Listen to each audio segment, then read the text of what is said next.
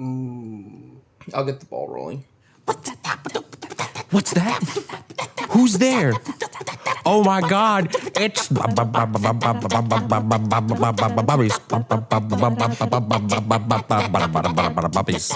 Is it rolling? Yeah, it is. Oh. Hi, welcome to the first episode of Bubbies. I am one of two hosts, Russell Thompson, and my co-host, Ian Cabbage. Cabbage. I was eating cheese toast, and now I'm drinking beer because we had to reset. Yeah. So basically, what Bubbies is going to be about is nothing in particular. It's just the two of us talking about whatever we kind of want to talk about because we have a lot to talk about. Apparently, we do have a lot to talk about. We both work at the same place, and that place does not allow cell phones. So, being millennials, that torments us, and we're forced to just talk like people normally do. And we said, yeah, that sounds like a good idea. We'll make a podcast called Bubbies. let's start with this one. I think that it is up for debate whether it is morally right to kill someone before they commit terrible atrocities. So let's start off with a really light subject. If you could go back in time and kill Hitler, would you do it? No. Easy question. Okay, asshole. Easy. No. Why would you? Okay. So, like, they made a whole movie about this. It's called Minority Report. And, you know, the police use psychics to, like, tell the future. And, like, it's really vague. And it's like a dream. And it's projected onto a screen. And so, like, these psychics sit in these bathtubs that make them better at being psychics. And then, you know, they have, like, dreams about, oh, this man that lives at, 1412 Parkland Avenue is going to stab his wife with scissors because she's cheating on him. And then the police go and arrest him, like, a week before. And it's, like, even if it is true, that's not morally... Like, that's, like, there's no... Like, you cannot condemn someone before they've done something. I guess not. But if a squeaky clean psychic in a bathtub tells you that, in 100 years Hitler is going to commit genocide on 6 million plus people, wouldn't you do it? No, I still wouldn't. You just wait for it to happen? I think that's the caveat of these sorts of discussions, and I don't think that this is talked about a lot. The police's job isn't really to prevent crimes from happening. The police's job is to respond to crimes after they happen, which is something that they talk about in these superhero movies, and they talk about that in Captain America: Civil War. Yeah, they did. I think so. You can only, the police's job is only to stop them after they happen, and if there is an opportunity that presents itself to stop something from happening before it happens, is it morally right to do that because it hasn't happened yet? And that's the question, because time travel isn't real. Time travel's impossible. You can only go into the future, and it's not even time travel, it's just you're moving really fast. That's what Einstein said. He knows a lot of stuff. He made bombs. But yeah, no, I do not think I would kill Hitler because, if time travel were real, you going back in time and killing him in the crib, that's not you saving 6 million people, that's you just killing a baby. Because it's all about the present. It's all about the context of now, I think. So if you were to go back in time and, bust a cap in Hitler's face when he's like 2, that's just you killing a baby. That's not you saving 60 million people, I don't think. Because it hasn't happened yet. It's a curious conundrum. But let's think of a different scenario. Instead of Hitler, let's do, what's the difference between having the psychic powers to tell that Hitler's going to kill 1 billion people versus the warning signs of someone who's about to go shoot up a school, for instance? It's a little bit the same, because say little Jimmy, who's in 4th period with you, is acting really strange, and then he's like, I'm gonna shoot up this fucking school, and you don't know if he's gonna do it or not. You don't know if he's kidding or if there's something else going on, and then you report him to the police, and the police fucking arrest him based on something that hasn't happened yet. It's sort of a similar train of thought. God damn it! Yeah, no, you got me. Shit, that's 100% accurate. Yeah, I guess it actually isn't that different. If a psychic that has like a super like clean, like proof says it's gonna happen, I guess it is no different from. We'll see. Okay, well this prompts me to go. Okay, so if a disturbed kid that can't get laid and decides that it's everyone else's fault but his, decides to take his dad's AR that he owns and goes and shoots up a school, and you stop him beforehand, do you charge him with shooting up a school, or do you charge him with wanting to shoot up a school? With conspiracy. And then it goes, and then that goes back to the other thing too. If you were to like go back in time, why do you have to kill Hitler? Why not just change the situation? If you were to go back in time, why is it got to be kill Hitler? Why not just go back in time and say, hey man, you're gonna do a really bad thing in a couple of years. Here's some spiritual guidance. I don't know. Here's some spiritual guidance. Here's a yoga mat. Here's a slice of avocado toast. How about you just chill out, man? In some ways, it was spiritual. It was like finding the right thing to do was what caused Hitler to do the things that he did, because he didn't think that he was in the wrong, and honestly, neither did anybody else around him. The people of Germany didn't suffer, like, not well, the people of Germany did suffer, but it was mainly the minorities that people didn't like anyway. So it was like kind of like now. Kind of like that. We could draw some parallels if we wanted to, but I don't think we will. I don't care if they're in cages; they're illegal. Okay. All right. It's so weird. It makes no sense to me. That's so weird. Bubbies. I don't. There are some theories out there that time is a fixed medium, that you can't go back and change it. Well, yeah, of course you can't. Which that sort of defeats impossible. the argument that we're trying to make altogether, that going back in time and killing Hitler is pretty much impossible, which of course it is. But time is a thing you put on the wall or wear upon your wrist. This is going into a little bit of a tangent, but I think I subscribe to the theory that time is like what we feel as time now is what time is.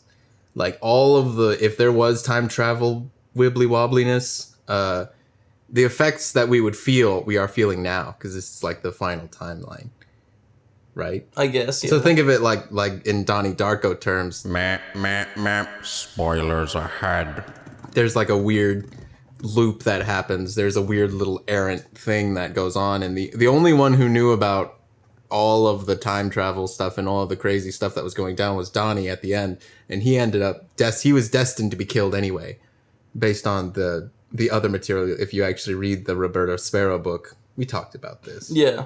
So it's the only thing that people really experience is what has already happened, with all the time travel stuff already taken care of. Well, yeah, because that's what people always like get hung up on, is like, how long does it take to take effect? Because in Back to the Future, like, you know, he pulls out the photograph and it's like, oh, my parents are disappearing, or whoever. Oh, it's like disappearing in front of him. And it's like, and it's not like instant. It's like, whoa, you're running out of time, kid. The opacity. The opacity's changing. The opacity fader is going down. And like that's what, and like that brings up a bunch of like even more like pedantic questions. Is like, would they even still take the picture if they weren't together? Why does the picture still exist? Why? Oh wow, you're taking a real hard stance against Steven Spielberg here. Yeah, Steven Spielberg. Email us at bubbies@bubbies.com. Bubbies at Bubbies. And make sure pay for your crimes. Pay for your crimes. Because no, I mean like that's the big. That's why Dan Harmon, when they made Rick and Morty, they were like, no, we're not doing any sort of time travel bullshit. It's because it's literally a can of worms. Any sci-fi enthusiast, any sci-fi geek like just knows that's like time travel is just a can of worms. Time travel is also really cheap as like a storytelling tool, in my opinion. I feel like how many dollars can you buy time travel for? Like $2 maybe? $2? $2. Time travel is just really like cheap. I think it's really cheesy, and it's not actually like a lot of things in sci-fi.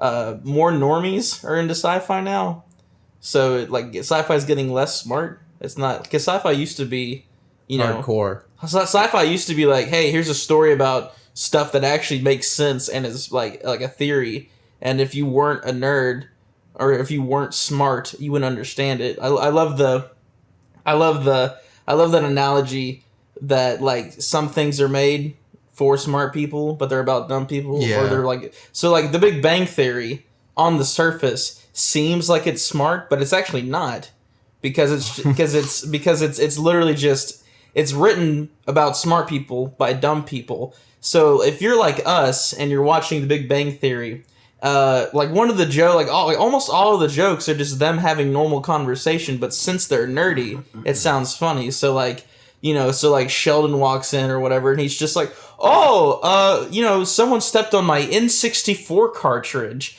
and then there's like a laugh track, and and it's like, how's that funny? Oh my! He literally just said a normal sentence. And then somebody the Indian guy will like come out of the kitchen. He's like, "Oh, chromosome," and then everyone's like, "Oh, comedy gold! Look, they're so nerdy." And the only catalyst that they can latch onto is the fucking dumb blonde, because that's who they are. They're the dumb blonde in the situation. They don't know what they're talking about. So like I feel like more normies are getting into sci-fi now, and so that's why sci-fi is kind of dumbing down. I was thinking about this earlier today. I was like, so Star Wars isn't a sci-fi. Bubbies. It never. Star Wars is more of it's a western. It's classified as a space western. Yeah, it's like a fantasy. It's not even like a sci-fi. Because what really classifies a western, and I don't know how many westerns you've seen or how many westerns people of this day have seen, because probably the most prolific western, quote unquote western of the modern day was Logan, the movie. Yeah. Because it's westerns were defined by the landscapes that the people were in at the time, and how people's enemies, you had to sort of take things in your own hand because of the way that the land was, because of the way that the laws were held. And a lot of the time it took, going places and going out and doing things on your own, physically traveling and visiting spots that meant something symbolically to the filmmaker, that really classifies what a western is. It's the journey. It's where it starts at the beginning and where it ends up, and sort of what goes on in there. And when you say it like that, that's Star Wars. Yeah, that is Star Wars. Star Wars is, you have some punk kid on a desert planet. I mean, it even starts off kind of like a western. You've got a shootout. You've got to shoot out with like one army, call them the Confederates or the Union. One of them is literally called the Confederacy. Yeah, one of them is the Confederacy, and the other one is, forget the Empire thing. It's probably you could probably draw some parallels if you wanted to, hard enough, between the Union and the Confederacy in the original Star Wars. But the scenes after that is like, it's a kid in the desert, Utah. Yeah. And he wants to like go out and be a freaking cowboy. All of a sudden he finds an old cowboy with space powers, and there you go. There's Star Wars. Yeah, but I feel like, fuck you, George. I feel like it has more. I still think you're definitely right that it has parallels to Western, but I think at its core it still is a fantasy, because. Or does that mean that Westerns are also fantasies? Because what I understand fantasies to be is like the difference between sci-fi and fantasy is that sci-fi, I enjoy sci-fi because the lore of sci-fi makes sense and it's smart. But fantasy is literally a fantasy. Like, none of it actually makes any fucking sense. None of it actually you can make it make sense, but pretty much never on a scientific scale. You can make things make sense with like mythology and stuff, but that's pretty much as far as it goes. And Star Wars definitely does not fall under like smart lore. It definitely falls under fantasy lore. So it's like, and like they tried to elaborate in the first movie, but the first movie isn't even like regarded by anyone except Gus. You mean like, episode 1? Yeah, episode 1, because it's just space wizards. Like Star Wars is no different from Tolkien, and then it's just like a bunch of weird races and a bunch of weird places that all have like a very vague business existing. It's never really explored why or how.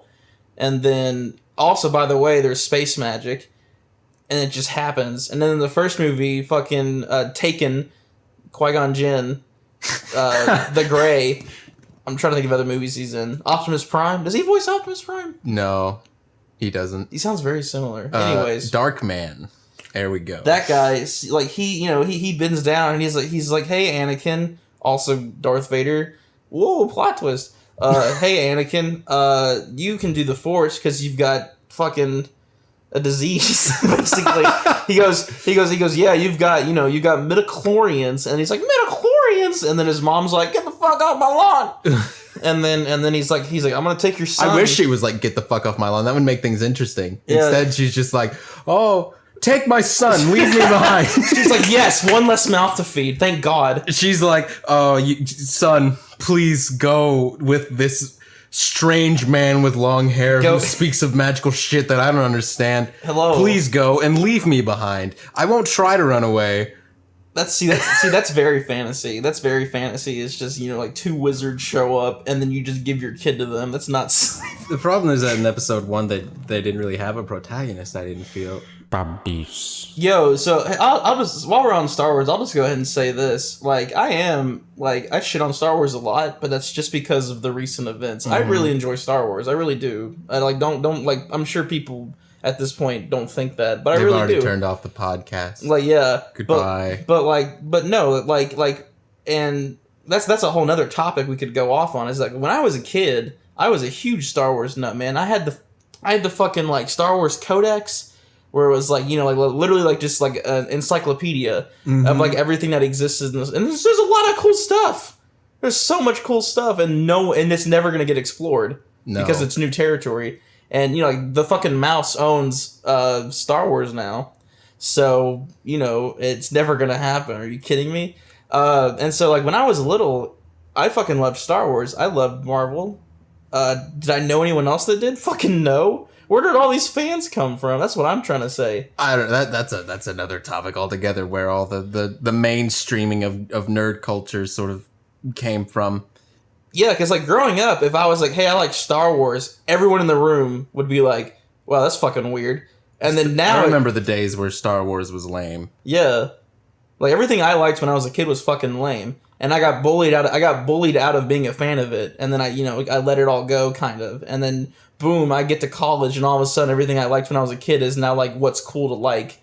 Bitches, and Disney owns it. Bitches got fucking, like, Leia shirts on. I'm just like, what the hell? I would have loved to have a Leia shirt when I was, like, 12, but I didn't have the confidence to wear one. I guess that's my fault.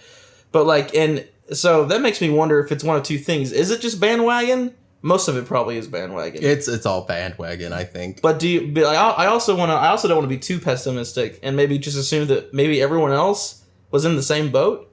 Maybe everyone else also liked it secretly, but no one had the confidence to come out and say it. I don't know.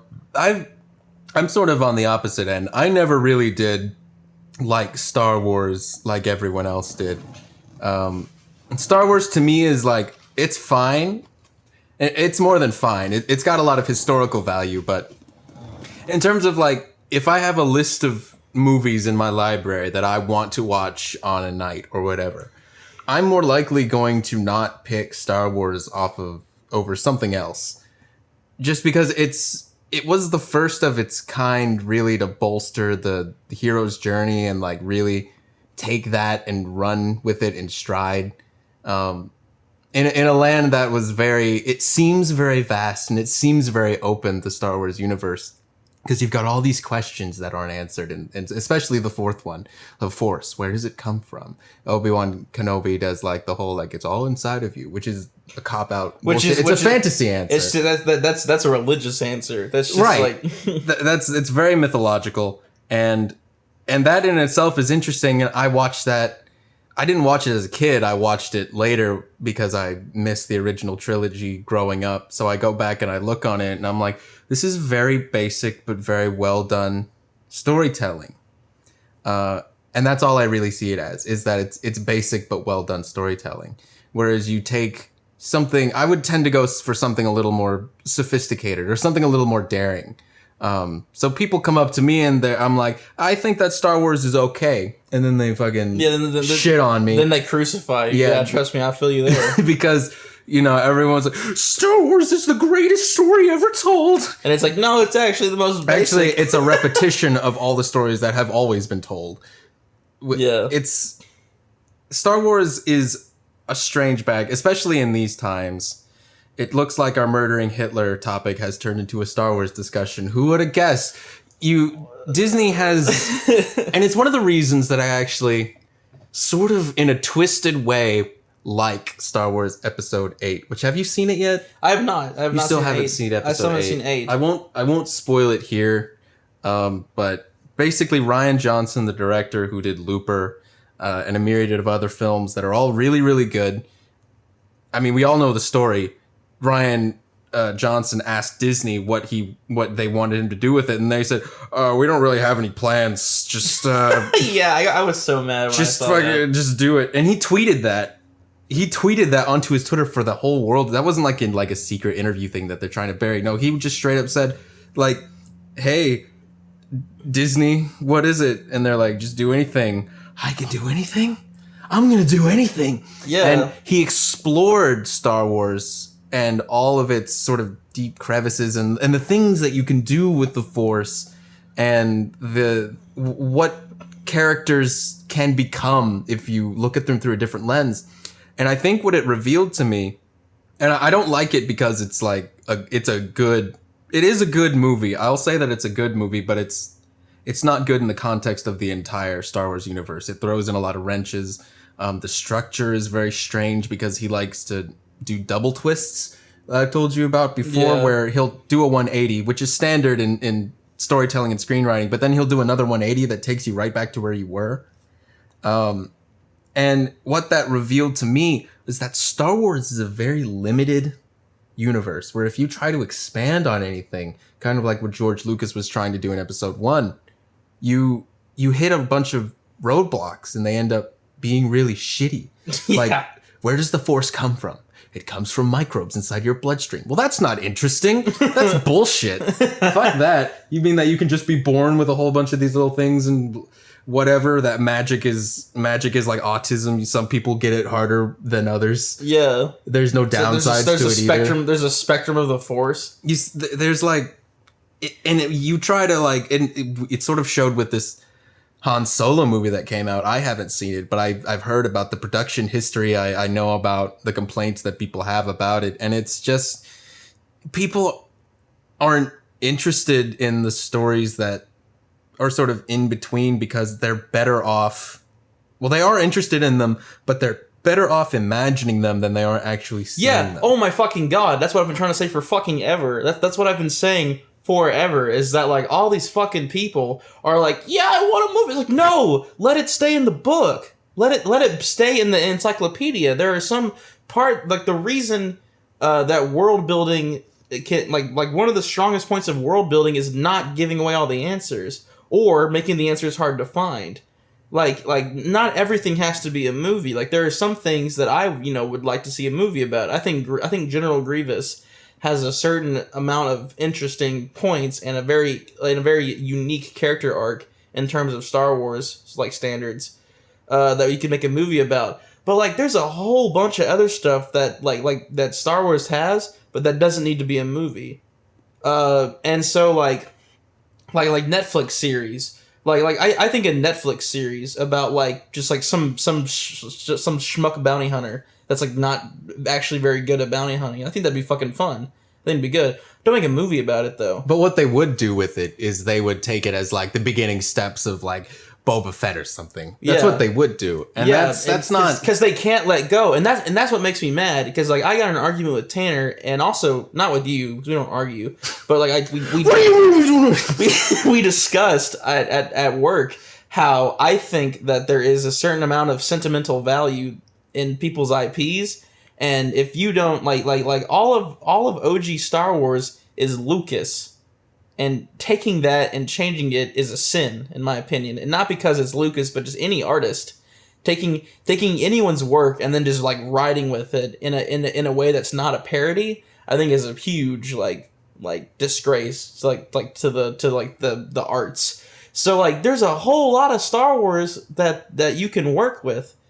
Right? Like there's like we just talked about, like there's entire books about all these strange, awesome worlds that Star Wars can offer, but Disney will never explore it because it hasn't been proven to be successful yet. What has been proven to be successful? All of Lucas's stuff. So what are they gonna do? They're just gonna make Star Wars 7. What's Star Wars 7 about? Oh, we got a young Caucasian that's force sensitive living in the desert.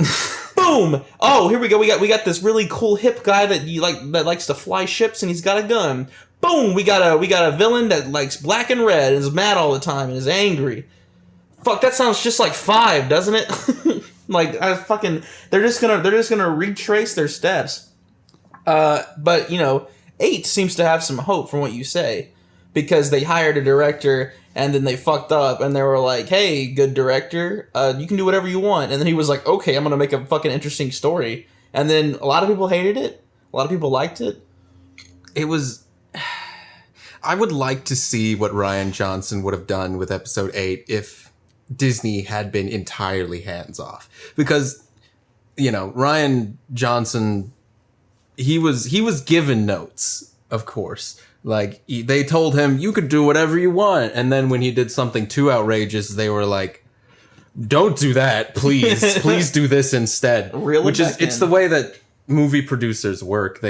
Executive producers will give off notes and things that they think will increase their market share, which is probably where the whole,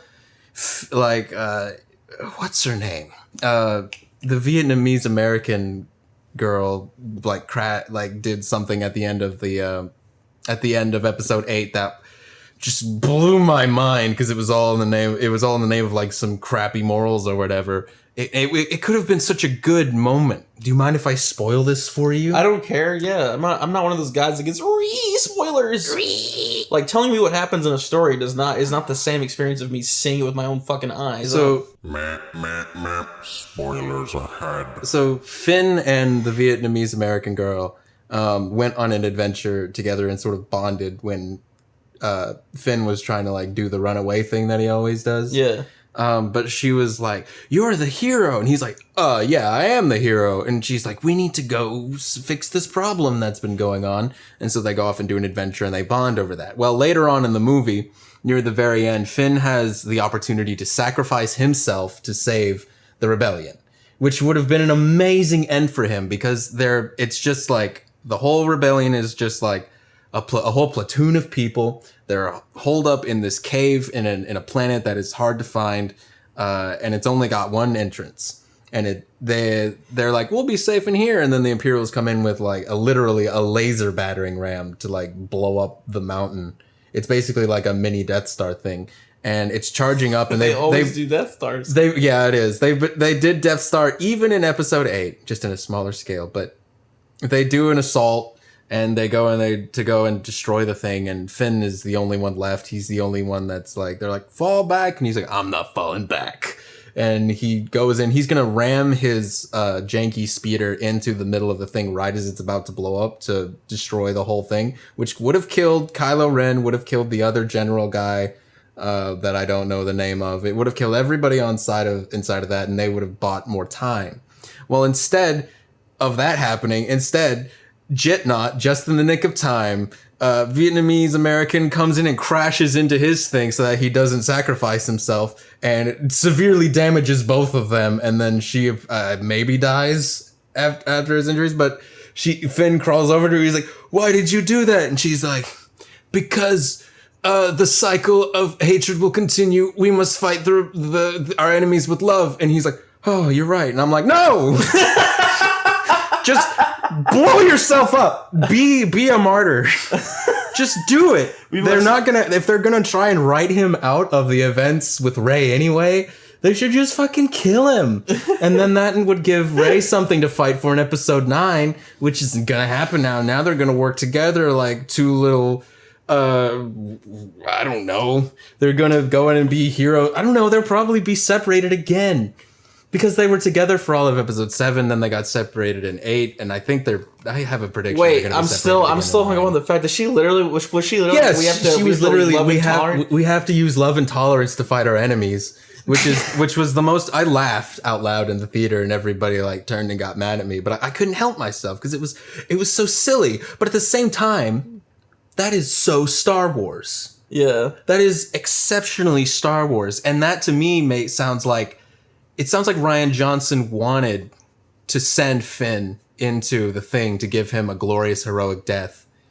But instead, Disney was like, he signed on for another movie. We need to, not kill his character. It's, Disney's like, it's not going to look good if we kill the black guy.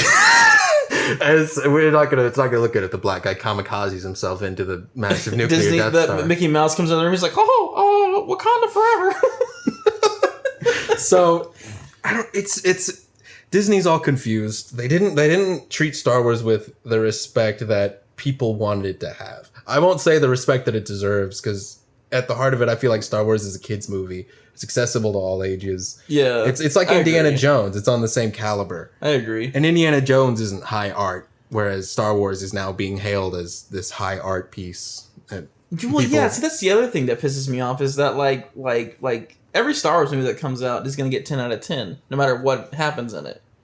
8 got 10 out of 10, even though like half the people I talked to hated it because it did something different for once. I don't know what the critics were thinking, because there's like structural flaws and Like all sorts of and like weirdness in again, there. I understand that you liked Rogue One, but I hated Rogue One. Well, I liked Rogue. You're putting words in my mouth, sir. I liked Rogue One when I first saw it out of just gut reaction, and then after thinking about it for a fucking micron second, I was like, "Oh, this is actually not very good." just based on the movie making. I fell standpoint. asleep, man. I fucking fell asleep in the theater watching Rogue One. I like dozed off and I woke up and I was like, oh fuck, shit. And like my stepdad that like loves Star Wars was with me and he like gave me like a dirty look and I was like, I'm sorry, man, it's just a boring It's movie. just sleepy. I mean, the third act is the best part of it, with all the war stuff, and that's Gareth Edwards showing his head. Well, I mean, all the war stuff was so forced though. It was the Like, build up was like literally Donnie Yen, like for no reason just starts walking out into fucking gunfire. and he's like, I can see with the Force, and it's just like, well, I He's guess. just what? I think that they're not shooting you because they probably don't have a reason, because you're an old man with a cane. And then they realized that you actually turned something off that was out in the middle of the open, like it always is, and then they shot you. There was so like Rogue One had so many fucking characters and no development on any of them. So like all these fucking normies that saw Star Wars, I remember they were like when we left the theater, everyone was like, "Oh my god!" It was like it was like at the end of fucking Infinity War again, all over again, because normies never experienced death in their movies ever. Mm-hmm. Like my first death in storytelling was fucking Charlotte's Web, and I weeped. I weeped like a baby. My mom read Charlotte's Web to me every night, and we finished the book together. And at that final chapter, she was like, "Yeah, Charlotte dies," and I went, "What? What?" And I cried like a baby, because I mean I was a baby, but I cried. I cried so much because I never because when you're if you're not I guess I shouldn't say normie all the time. I don't know what else to say. If you're like not experienced in storycraft, or you're not a big story buff, Or if you surround yourself with the things that you sort of want to hear, if you surround yourself with stories that have happy endings where everyone's sort of like a Hallmark movie, if you surround yourself with Hallmark padding, then something that, as honestly, it's sort of a brutal ending, but also a fitting ending, Charlotte's Web. It's poetic, and it lasts forever because death also lasts forever. Yeah, like I will remember that moment forever. That's what I was leading up to. Is I will remember crying in my mother's arms because Charlotte fucking died. Do I remember anything that happened in Avatar? No. Do I remember anything from like any No, I don't, because it doesn't have the same impact. Do you regard the death of Han Solo in Episode 7 in any way? No. He should have died, like Harrison Ford said. He should have died in Episode 6. And then the studio let public outrage sort of at the initial screenings sort of get in the way of giving this amazing character a death that was actually poetic and worthy, instead of Harrison Ford at 60 Ford's whatever goes old. over and he's like, Ben, come home, and then and then he's like, Father, do this one thing for me. And he's like, what is it, son? Oh, He's like, that's such a Naruto moment. I just realized I'm gonna that. stab you. He's like, oh, wait up. That's such a Naruto moment. Holy shit! I just realized that fucking Kylo Ren is like a fucking Uchiha. He's like, I gotta kill you to get stronger. He like stabs Harrison Ford, and then his eyes get all like Sharingan. He's like, thanks, father. Thanks, Dad. And then Wookiee's just like, no. Wookiee's Sad like, Wookiee. And then Sad Wookiee has nothing to do because he was attached to Harrison Ford's character. yeah. Is The he even in any of the other movies? He's in Episode 8, but the only thing he does is hang around inside of the Millennium Falcon and fuck off with the porgs, the little like penguin chickens. the penguin chickens, which I was thankful that they weren't a part of it a lot, but I feel like so at the end of Rogue One something, and at the end of Infinity War, well, Infinity War is a different context as to why you shouldn't be like super distraught, but Rogue One, all those characters died, and everyone else is like, oh my god, I can't believe look at that, and I'm like, we have no reason to be attached to them. I don't care that any of them died because the movie never gave me a reason to care about them, and also the context of their death made no sense either. Really, Spoilers ahead. They're at Palm Beach, Florida. Mm-hmm. And the ending of Rogue One is so cliche Disney too. It's parallel with every classic Disney movie where the hero beats the villain. There's a tall thing to climb. For some reason, you climb it. The bad guy climbs after you by himself with no reinforcements. The bad guy climbs after you. There's dialogue while you're climbing. The bad guy's like, "I'm doing this because I think this is right," and then the protagonist is like, "I'm the protagonist," and he's like, "You get back here," and then they get to the top, and then the thing they're at the top of starts to destabilize, and then they both almost fall. And then the thing that they need to reach is not only up, but also very far away. So they get to the top of the thing, then they've got to get, 10 yards in one direction. That is weird how that control panel was out, like, in the middle of, on a platform that was just jutting out. They couldn't have put it in the middle where it was easy to get to. No, you had to, be an acrobat and be like, now I'm going to work with that's the end of Tarzan. The end of Tarzan is Tarzan climbing a bunch of fucking trees, and the hunter behind him is like, "Oh, you're just a monkey," and he's like cutting at him and stuff, and he's like, "Wah!" and then he's like, "I'm gonna kill you."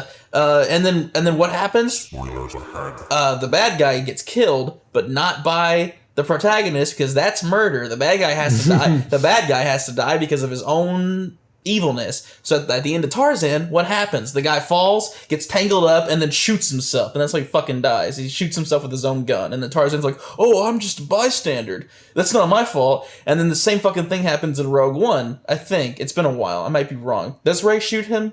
Does Rey shoot him? Rey? Yeah. Does Rey shoot him? Rey from episode 7. Does oh, god damn it. See, that's the other problem. It's all, I don't remember what her name is. They're all Caucasian brunettes. Why are they all Caucasian brunettes? I don't know. And then I literally thought it was Rey this whole time. I have no idea what their names are. But no, okay, so Rey 2, does she shoot him? Does she? Or does he just fall? I'm pretty sure he just falls. I don't fucking because that's what always remember. happens. Like his cape gets stuck on something, and like he's like, "Whoa!" and then he dies. He dies just because he's evil. And then Rey 2 is just like, "Rebellions are built on hope," and then the good guys win. That's every Disney ending, man. That's every fucking Disney ending. Oh, it's the villain chasing after the protagonist. The protagonist is like the victim. It's a game of cat and mouse. Then the bad guy kills himself with his own art, But yeah, that was a tangent. I don't know why I got off on that. But yeah, there was no connection to any of those characters. It all goes back to the fact.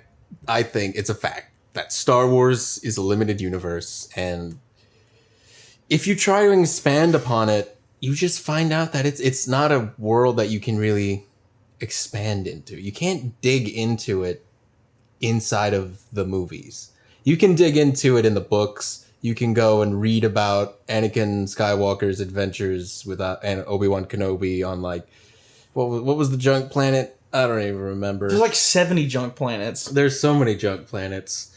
You can read about their adventures. I remember that I had a book that was just like a Rolodex of all the gear in the prequel movies, and it was like, oh, this little knob on that like superfluous production design knob on the lightsaber of whatever alien guy does this, and this little button on R2D2's panel does this, and so on and so on. And that sort of stuff was fun to think about going in, like, after watching the movie and like imagining what it would be like to be inside of the movie, which is what really Star Wars sort of does. That's not even just Star Wars. That's what being a nerd is. That's what separates the normies from the nerds, is that the nerds take time out of their day to like research the world and like gain all this useless knowledge about the IP.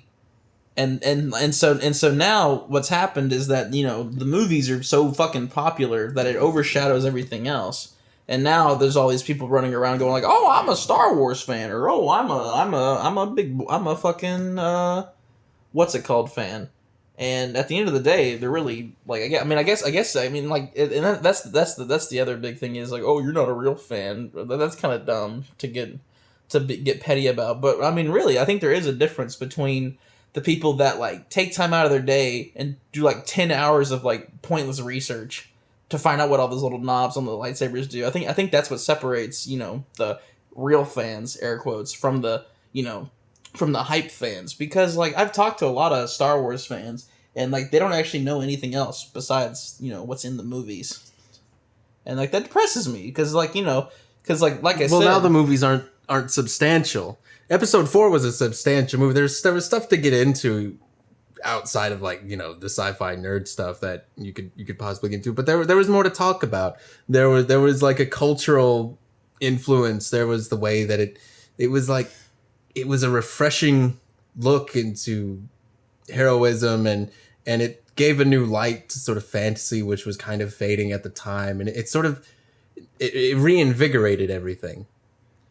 And now Star Wars is just dampening us. It's oversaturating us. Yeah, very oversaturated. It's just blending together with all of the Marvel and the DC and the fucking Universal Dark Universe. the first thing I said, it's not sci-fi, and it's becoming less sci-fi. It already was like barely sci-fi, but now it's like not even sci-fi anymore. Like I remember in 7 when Kylo Ren uses the Force to stop a laser. I got mad. I'm not gonna lie. That made me kind of mad. Like like he fires the laser, and then Kylo's like and like stops the laser, and everyone in the theater goes, "Oh!" Why'd that make you mad? Because it doesn't make any sense. A laser is not a projectile. It's not a physical thing. It's just concentrated heat. And in a sci-fi, someone who writes sci-fi, someone smart writing a smart story, which is what sci-fi normally traditionally is, they would go, "Oh, that wouldn't work because blah blah," and they'd be a big fucking nerd about it. And that's why sci-fi is good, is that it's written by fucking nerds that know all this shit. But no, who wrote Star Wars 7? Not a sci-fi nerd, just some schmuck that was, just some fucking Disney schmuck. Actually, you tell me, who directed 7? Do you know? J.J. Abrams. J.J. Abrams is not a sci-fi guy. He's not. He's very much... Not like an Isaac Asimov type. He is a sci-fi guy, but only on a surface level of like Hollywood. Yeah, he's a fantasy guy, is what I'm like. He's a space western space fantasy guy. He's not a sci-fi guy. Because if he was a sci-fi guy, he'd be like, actually, and he'd like push up his glasses. That wouldn't work because lasers in Star Wars universe are not projectiles. They're not physical objects. J.J. Abrams would turn the laser into a black box, basically. But yeah, so that made me mad because that was like the first red flag that this is just all spectacle and that there's no actual substance to the story. It has no fucking reason existing at all. It's not going to offer anything to the Star Wars universe. It's just going to be a whole lot of spectacle and a whole lot of like eye candy for people to jerk off to. And I was fucking right. That's all 7 was. There was no substance in 7. I did not leave 7 with a sense of wonder and a sense of, oh, now I know more about the world, like the other Star Wars movies. Everyone hates the prequels, but I still like the prequels because it introduced more of the world to me. It introduced more of Star Wars to me, but not in a spectacle way. It was all nerdy. Well, it was all spectacle. The prequels were pretty much all spectacle with all the CGI and everything and the crazy fucking... I'm on sort of the opposite spectrum of you, whereas I liked that Kylo Ren could catch the laser because that adds a sense of mystery to the Force that we hadn't seen yet. When I first saw that the laser had been caught by the Force by Kylo Ren and he could keep it there for however long he wanted, that made me think, oh, they're finally going to do something with the Force that's new. They're finally going to let the Force evolve, kind of like the life force that it surrounds. And when Rian Johnson did all the like Luke being able to astral project his hologram into different areas and stuff, I like that stuff because at the heart, I don't think that Star Wars needs to explain the Force to anybody, and the Force doesn't need rules. I feel like the people who utilize it should write it for their own purposes, and that it should be used as a storytelling tool. Unfortunately, that's not the way that it has been utilized 9 times out of 10. You've got, you could catch the laser, and that's cool because, you can do that now, but he never does it again. Yeah. He never uses it to his advantage. No one else ever. They never do it. They don't explain like the significant. Like it used to be like this: Force lightning. It was a Sith tool because it was used to fucking kill people in one of the most brutal and grotesque ways that you could possibly do it. And that the Jedi, they simply didn't. They didn't do that. They used other things. Yeah. They used other things. And like the fact that Luke sort of invented this way to astral project, and Kylo Ren didn't really pick up on it, whether it was because he was blinded by rage or whether it was just something that wasn't explored yet. Luke invented something new with the Force, and they take that ex machina and they utilize it as an ex machina instead of a storytelling tool. So it's like vibranium in the Marvel universe. Yeah, where it's just like a bullshit thing that you can do. The problem with vibranium that I have is that they call it an element. They could call it a compound and I'd be fine because there's only a set number of elements on the periodic table. But anyway, that's how sci-fi of you. Anyways, but yeah, no, like vibranium is a whole other fucking box of worms because like that was my one biggest issue with Black Panther. Was that like they went fucking ham with the vibranium bullshit, like, and again that's why even Marvel is a fantasy. Marvel is not sci-fi because there's no actual intelligence behind the mechanics of the world. It's all like, oh, why does Captain America's shield always come back to him? Oh, that's fucking cool. Shut up. Then that's fine. It's also like, why does Thor's hammer always come back to him? If you put everything in the same realm, why does Thor's hammer always come back to him and not in just him? Sure, it's in the mythology. Sure, they're trying to like do something cool with it, but in the comics, it wasn't like. I guess they did end up being aliens, but he was originally written to just be like a copy of the Norse figure. Yeah. And so it just did because it was his, because he earned it, and it keeps coming back to him. Whereas now, I mean, they don't address it. I hope they don't address why his hammer keeps coming back to him, because that's just lame. I need a potty break. Hold up. Bubbies. Back to Hitler. Well, no, not back to Hitler, because I have another point to make. Okay. We're just going to talk about Star Wars this whole first episode. No. So, that brings me back to the other thing. Kind of back into the realm of, like, respecting the IP and stuff. The difference between Star Wars now and Star Wars in the past, because a lot of people I talk to always say, there is no difference. Whatever, shut up. It's all the same. It's like, no, it's not. And it's because of the context. George Lucas risked like everything to make the first Star Wars. He took a whole bunch of hate. He took a whole bunch of risks. He took a whole bunch of people, like everyone working on that movie thought it was gonna flop. He had to fund and direct a movie that no one believed in. And then, fucking underdog story, it comes out, one of the most successful movies ever made. And it's like, boom, cool, cultural significance, historical significance, like sentimental significance, awesome. This nerdy piece of shit, this nerdy fat nerd. Well, he wasn't fat back then. Well, he was fat on the inside. Oh yeah, he had a fat mind. I don't know. Because he's a nerd. All nerds. He had fat hair, I'll tell you that. That's very true. This fucking nerd, risked his whole life, basically, to make something that he wanted to make because he was a creator. And that's something I'm very strongly opinionated on, is the difference between consumers and creators. I think that some people are born a consumer and they just eat whatever is served to them. They don't actually produce any sort of art. They just consume the fuck out of it. And then there's creators who consume art but then regurgitate it and make their own art. And Lucas is a creator. Hideo Kojima is a creator. Like people I admire are usually creators, but Lucas like bet, a whole lot on the first movie, and despite the negativity, despite the risk, he still told his story, and then he got rewarded for it. It's a very heartwarming story, the origin of Star Wars. So that's why I have no respect for the current Star Wars. It's because the fucking mouse kicked in the door and said, everyone likes Star Wars. I'm gonna buy that. And he got his big old fishing rod and he fucking reeled it in. And now they're just gonna churn out Star Wars with no plan, no actual heart. That is the thing that gets me the most.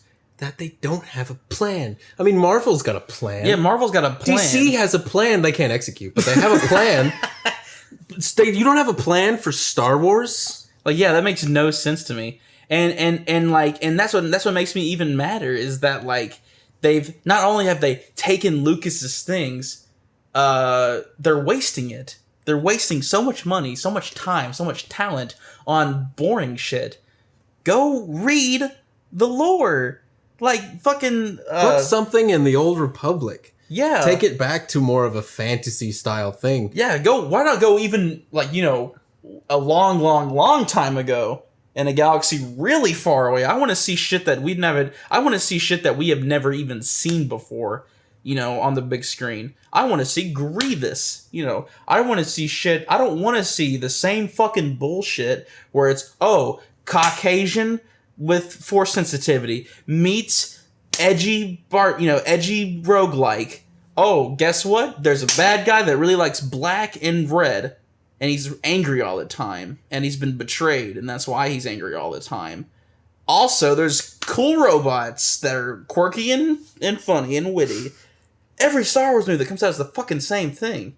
I want to see something else. They're wasting the IP, and that's why I get mad about it. And how about we stop talking about Star Wars? Because we've spent 50 minutes of this podcast on Star Wars. 50 minutes of this 1 hour podcast. On Star Bubbies. Hey, it's time for our sponsor. we don't actually have sponsors yet. Welcome Squarespace. Please sponsor us. Welcome to Squarespace. What even is Squarespace? Isn't it a website builder? Is it? Is it a domain holder or a website builder? I don't know. I have a website. Squarespace, contact us and give us a thing and we'll clarify what you are. What you are. I have a website. That'll be our sponsor. Just kidding. Don't go to it. It's not done yet. I have a website. It's not for this. It's not for this. It's not for this. It is not for this. But yeah, I have a website. You think it's cheesy, and you're probably right. What about that? What is the fucking? Do you know how the internet works?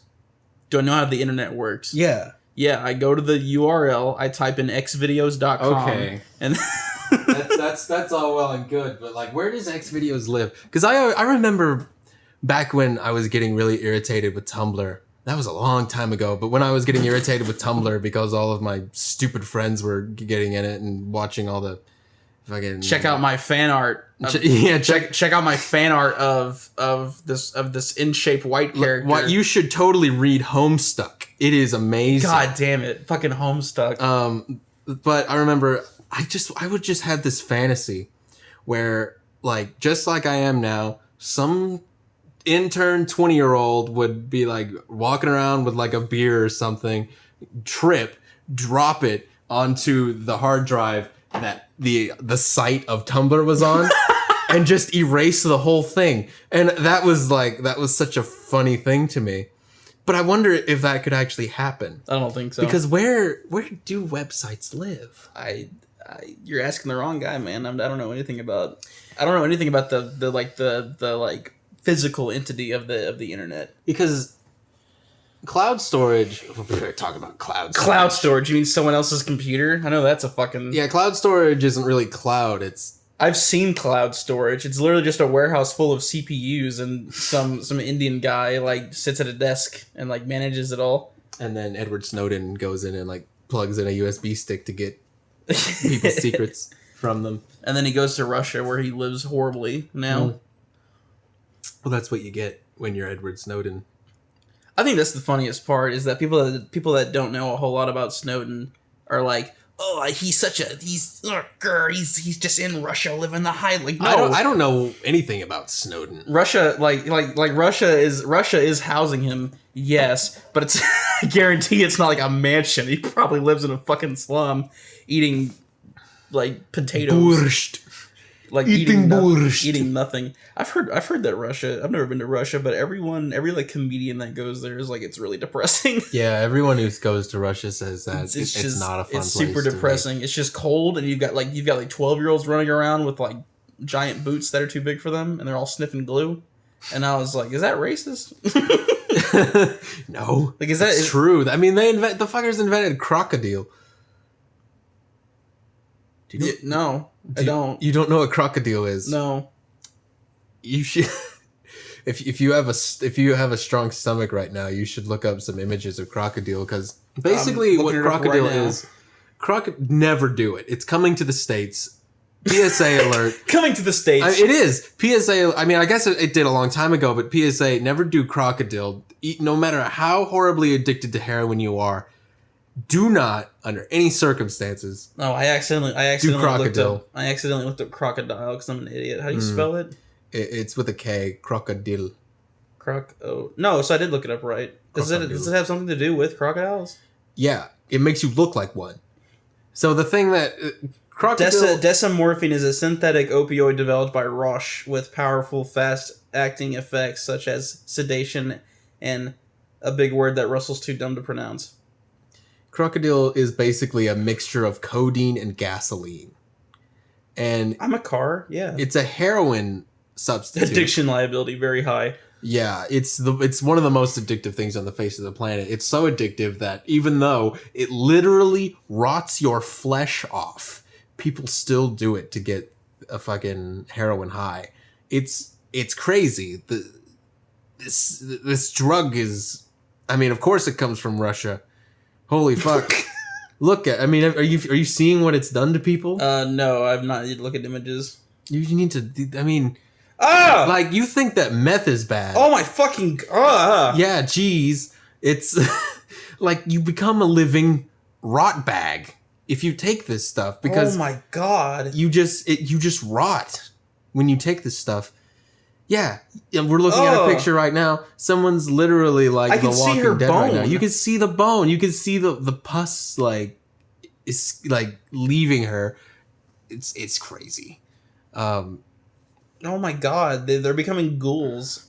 I don't know what causes all of Russia's badness. It's because they're too big, and their history is also horrible. Well, that's true, but we can save that for episode 2. I'm a huge Russia history buff. It's Okay.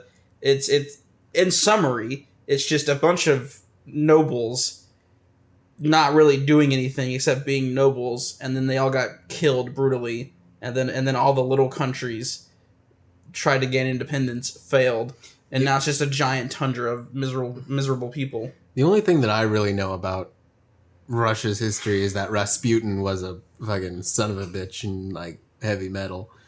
He ate 3 cyanide cupcakes and didn't die. Yeah, that sounds Russia. Jeez. There were some nobles that lived because, like, well, obviously not, but like they took a whole noble family and lined them up for execution. You know, what's it called? Oh, god damn it! Guillotine. No, like with guns, a shooting gallery, basically. I don't think that's the right term. Firing squad. Firing squad. Oh my! I don't know why that slipped my mind, but yeah, no. So they killed an entire noble family via firing squad, but it took 2 tries because their fucking clothes had diamonds sewn into it. So they literally like, and then like they're like, you know, on the ground like in pain, but there's no blood, and it's because the bullet fucking ricocheted off the diamonds that were in their dresses. So then they were like, oh, and then, you know, shot him in the head or something. But like, it's Russia's got a crazy history. I mean, we live in the modern era, right? Yeah, Russia should, I hope. I think, I don't know. I feel like it's far too late. Well, maybe this is just the millennial in me thinking, but I think it's far too late for a lot of the countries that are especially like Russia, where everything is just shit. They're inventing gasoline codeine mixtures. They're fucking beating each other in the faces with tomahawks whenever there's like a traffic jam. I feel like we can like move past this as a world. I mean, we're not that much better. I guess not, but I mean, I don't know. I guess I just expect people to not be shitty. That's what I do, but I'm always disappointed. Yeah. Well, I mean, the U.S. is a lot of talk. It's not a lot of action. It is a lot of talk. It's a lot of talk, especially these days. Like if you take like like a hardcore neo-Nazi and then put him in the same room as like a liberal progressive, I actually wouldn't be surprised if they just didn't even fight. Well, actually, I've seen that. Have you seen a Tea Partier and a liberal smoke weed together? That's a video. No. They just sort of sit there and they smoke weed and then they talk about stuff and then they come to general agreement on some things, not all things. But then they're just like, we could live together. Maybe it's just the drugs talking, but people don't talk to each other anymore. Nice on 80. I do, but it's true. Well, that's actually not true. People talk to each other all the time, but it's not verbally. They don't talk to each other. Yeah, it's not verbally. They project their thoughts onto other people via text, via memes, and then it just sort of bounces around. It doesn't penetrate their brains the way that speaking to somebody does. We're all fucked. So in summary, don't kill Hitler. Don't kill Hitler. Star Wars isn't as good as you think it is. And we're all fucked. Russia's got some really crazy drugs going on. And everyone's a piece of shit. All right, thanks. Thanks for listening to the first episode of Bubbies. We'll be posting episodes consistently every Friday. Thank you. Bye-bye.